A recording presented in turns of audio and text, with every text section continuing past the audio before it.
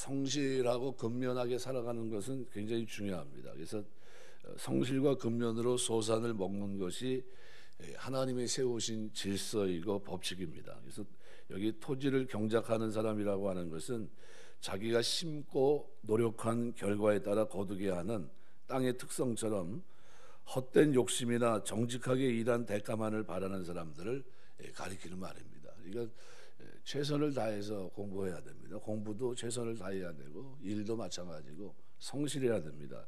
반면에 방탕한 것을 따르는 사람은 헛되고 무가치한 꿈만을 쫓는 인생을 말합니다. 우리 잠언성경에 심은 대로 거둔다고 그랬습니다. 우리가 심은 데서 거두게 되어 있습니다. 무엇이든지 자신이 행한 대로 받게 되어 있다는 것을 교훈한 말입니다. 이러한 교훈을 믿는 사람들은 매사에 성실과 근면으로 살아갑니다. 창세기 45장에 기록되어 있는 요셉은 하나님의 약속을 받고 볕단의 꿈, 별들의 꿈을 꾸고 난 후에 그의 생애에서 딱 변하지 않는 것이 있습니다. 그게 뭡니까? 성실과 근면입니다. 바뀌질 않아요. 포로로 잡혀갔는데도, 감옥에 있는데도, 종으로 있는데도, 신분이 이렇게 낮아지고 더 낮아지고 했는데도 바뀌지 않습니다. 여전히 성실하고 근면하고 모든 걸 맡기는 그런 사람입니다. 이게 하나님이 그런 사람을 통해서 변화시키는데요, 그냥 가만두진 않습니다. 얼마나 변화시켰는지 나중에는 고자질했던 사람이 자기 변명을 하지 않습니다. 그리고 묵묵히 하나님 앞에 살아가요. 그래서 인격이 그 13년 동안 감옥에 갇혀 있는 동안에 사람이 하나님의 사람으로 바뀝니다. 그래서 감옥에 병으로 팔렸을 때와 팔리고 난 후, 그리고 그 13년의 세월이 흐르고 난 후에 그 모습은 완전히 다른 모습입니다. 그래서 나중에는 하나님의 섭리, 하나님의 주권, 하나님의 말씀을 붙들고 사는 사람이 됩니다. 아주 우리가 볼 때는 이 누구의 모델이냐 하면 그리스도의 모델입니다. 낮고 낮은 곳에 처하면서 하나님의 뜻을 준행하며 나아가는 그 모습. 그래서 우리가 성실과 근면은 우리가 살아가는 동안도 우리의 삶에 반드시 있어야 될 아름다운 축복입니다. 여러분의 삶에 그런 은혜가 늘 넘치시길 주의 이름으로 축원합니다. 그래서 테일러라는 사람은 이렇게 얘기했습니다. 모든 인생의 삶은 하나님의 일을 끊임없이 도울 수 있도록 명하여지고 있다. 왜냐하면 하나님은 농부의 노동, 기술공의 기술과 수고, 그리고 상인이 당하는 위험과 왕래를 통해 자연의 궁핍을 채워주기 위한 좋은 것들을 공급해주고 계시기 때문이다. 그러므로 게으름도 바로 소돔의 죄와 같고 그러한 자는 살아있으나 죽은 자이다.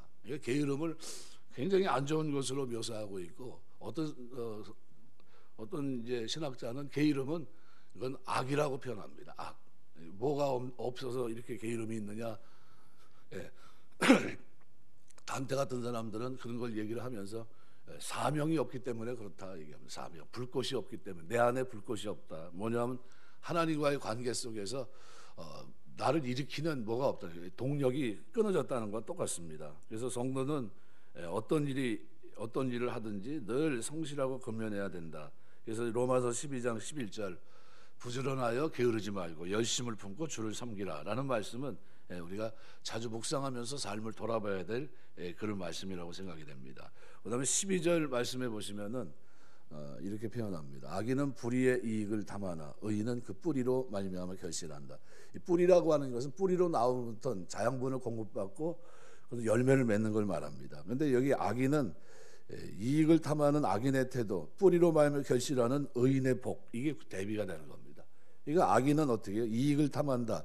여기 이라고 한 이익이라는 이 마초들한 말은 숨어 기다리다, 매복하다, 사냥하다, 뭐 새를 잡다, 덫을 놓다 이런 뜻입니다.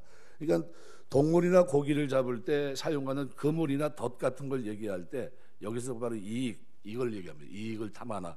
그러니까 불의의 이익이라고 했습니다. 라임은 불의한 사람들 또는 불의한 방법들, 뭐 이렇게 보통 우리가 이해하는데, 불의한 사람들로 보면 이렇게 얘기할 수 있습니다. 악인은 다른 불의한 사람들이 얻은 이익을 자신도 얻기 위해서 노력한다, 이런 표현이고, 불의한 방법들로 해석을 하면 악인은 불의한 방법들을 동원해서 이익을 추구함을 나타내는 것이다, 이렇게 얘기합니다.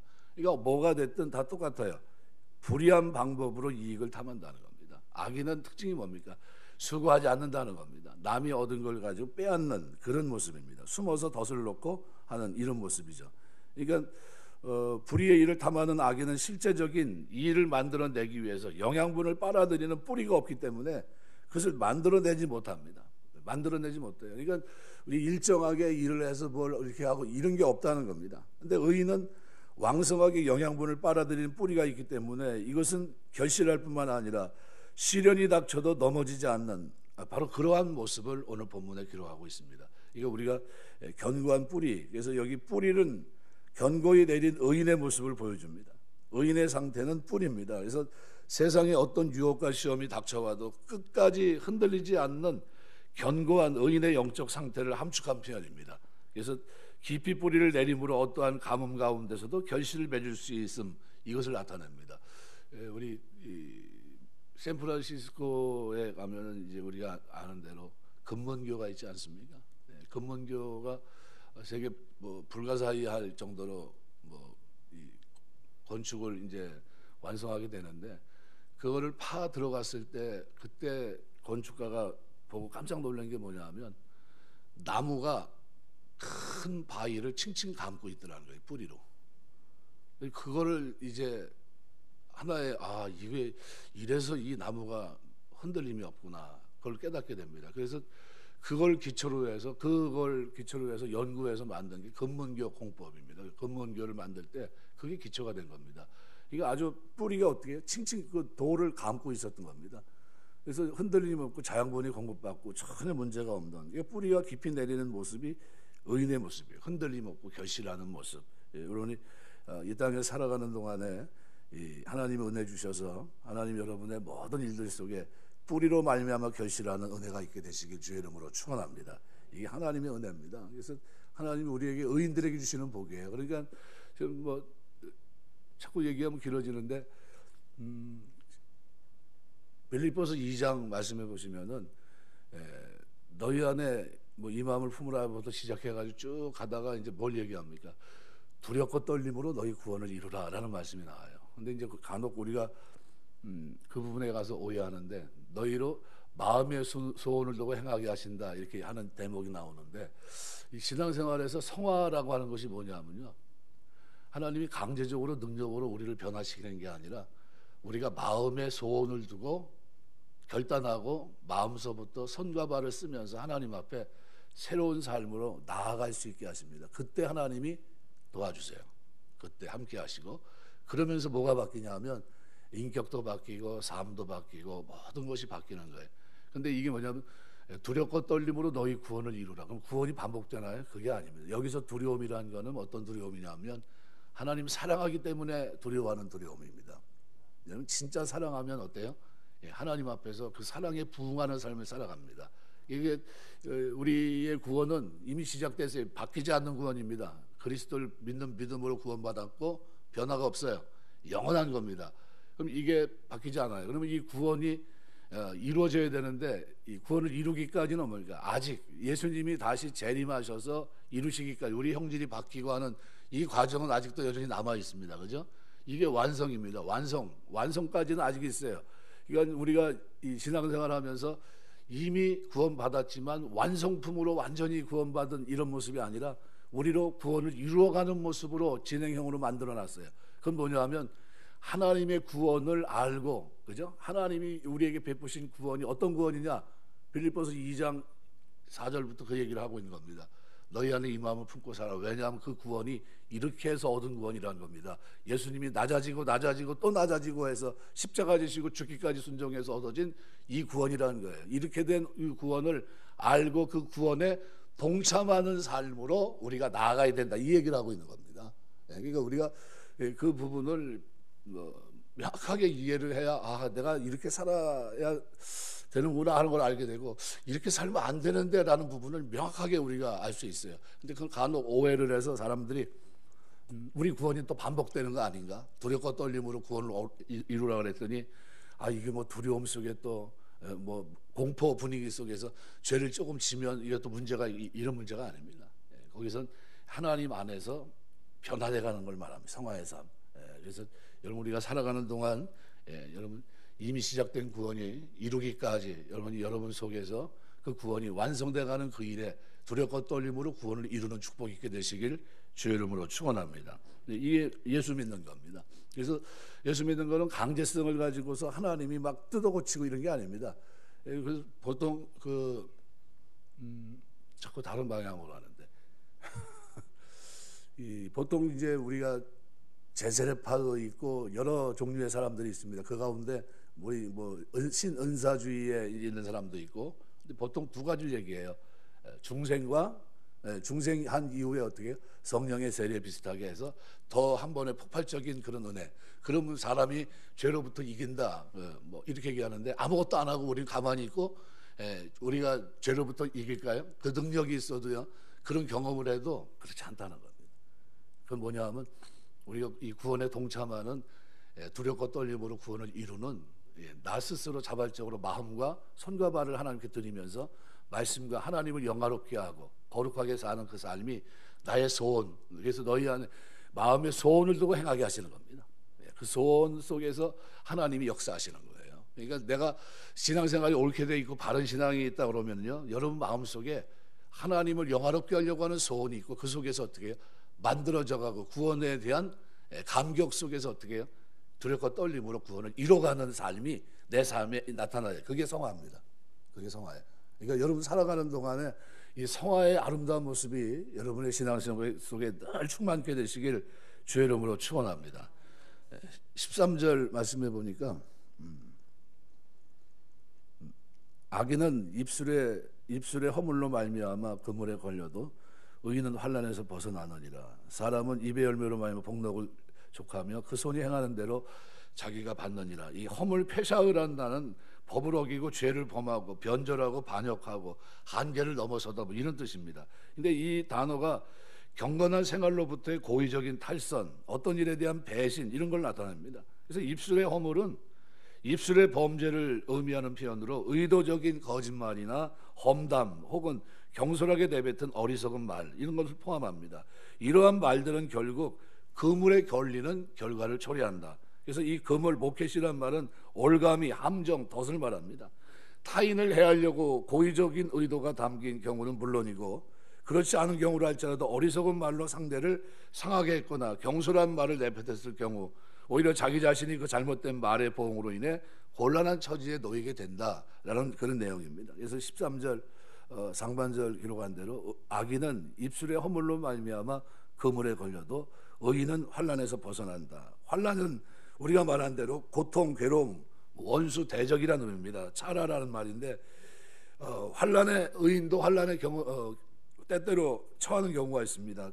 그렇지만 그때에도 하나님 바라보고 의지하는 자는 결국 하나님의 은혜로 인해서 그러한 환난 가운데서 벗어날 수 있다는 것을 말합니다. 그래서 상반절이 평안 가운데 있을지라도 잘못된 말을 사용해서 적극적으로 화를 자초하는 어리석은 악인의 모습을 담고 있다면 하반절은 어떠한 어려움에 둘러싸여 있다 할지라도 그러한 어려움을 극복하고 빠져나오는 의연한 의인의 모습을 담고 있습니다. 아주 완전히 상반되죠. 상반절은 명사문장입니다.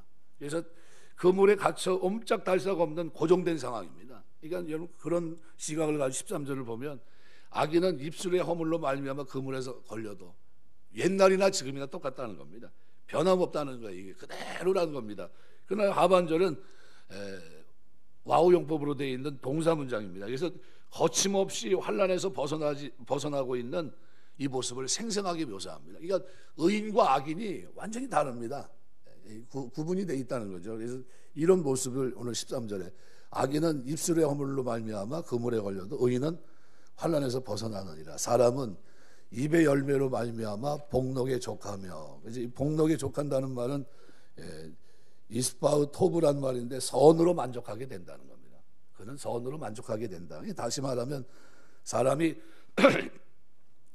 선한 말이 온갖 좋은 결과를 가져온다 이런 겁니다. 그러면 여러분 말 속에서 좋은 말들이 많이 쏟아져 나오게 되시길 주의 이름으로 축원합니다. 그래서 여기 사람이란 말이 보편적인 사람을 말하는 이쉬라는 단어를 썼습니다.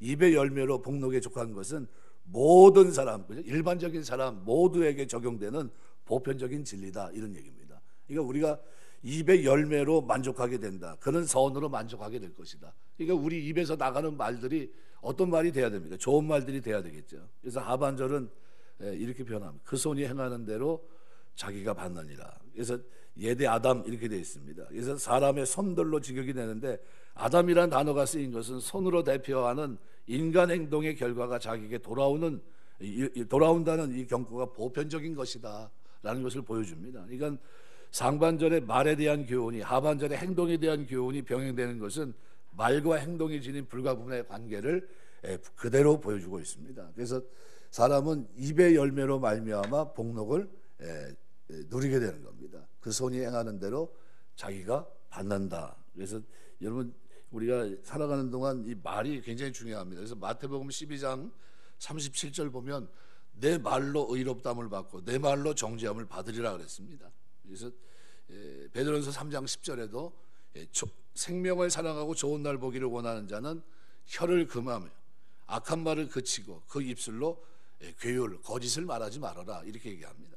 야고보서 3장 6절에서도 혀는 곧 불의여 불의의 세계라. 혀는 우리 지체 중에서 온몸을 더럽히고 생애받기를 불사르나니 그 사르는 것이 지옥불에서 나느니라. 결국 오늘 본문은 우리에게 한 두세 가지 기도의 제목을 던져줍니다. 하나는 최선을 다해서 어떻게 살아가야 됩니까? 우리가 근면 성실의 자세를 가지고 살아가야 된다. 이거는 하나님의 은혜를 이루는 아주 유익한 도구다라는 것이죠.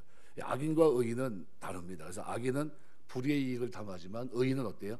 뿌리로 결실한다. 그러니까 든든한 삶이 있다는 겁니다. 악인은 입술의 허물로 그물에 걸려도 옛날서부터 그랬지만 의인은 환난에서 벗어난다. 그래서 사람은 입의 열매로 좋은 것을 누리게 되겠지만, 그죠?